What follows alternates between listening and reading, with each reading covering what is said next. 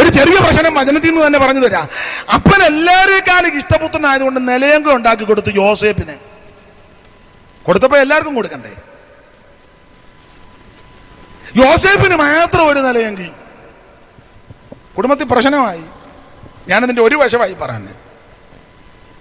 ഈ അപ്പൻ നിലയെങ്കി ഉണ്ടാക്കി കൊടുക്കാൻ കാര്യം അവിടെ ഇരിക്കുന്ന യോസേപ്പ് ദുശ്രുതി വന്ന് പറയുമെന്ന.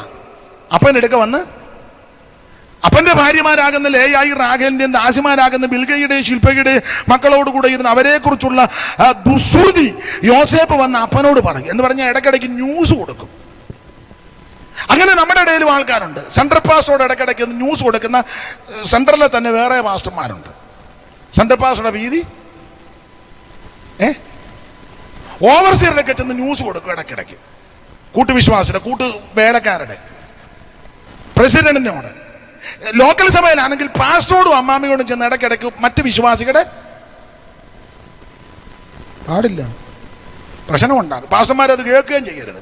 ഞാൻ ഒരു ചെറിയ കൂട്ടായ്മ തിരുവല്ലാണ്. ഞാൻ കൂടെ ഞങ്ങളുടെ എൻ്റെ അടുക്ക് ഒരെണ്ണത്തിന്റെ കാര്യം വന്ന് പറഞ്ഞേക്കരുത്. അതിന് ഞാൻ ശരിയാക്കും. വചനം ശുശ്രൂഷിക്കുമ്പോൾ ദൈവാത്മാവ് തരുന്ന നടത്തിപ്പിൽ ശുശ്രൂഷിക്കും. ഇത് കേൾക്കരുത്. ഇനി അഥവാ ചില സന്ദർഭങ്ങളിൽ കേൾക്കേണ്ടി വരും, അതനുസരിച്ച് ഇടപെടരുത്. രണ്ട് ഭാഗവും കേൾക്കണം.